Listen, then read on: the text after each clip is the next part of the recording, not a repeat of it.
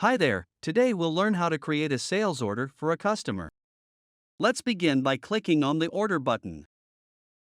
As you can see, we are creating a regular sales order. Now, let's select the customer. Add items to the sales order. To search for an item, use the search function.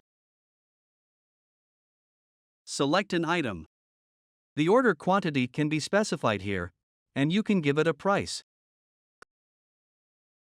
Click Add and continue to add more items or add item changes for this one particular item to be added in the sales order. Now I'm going to click on Add and continue to add another item. Let's search for the item.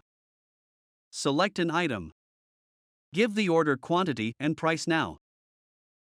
I'll click on Add Item Changes so both the items are been added to the sales order. As you see, we have both the items and the total cost displayed. Next, click on Preview to preview the PDF of the sales order. The order has been submitted and also the PDF has been previewed here.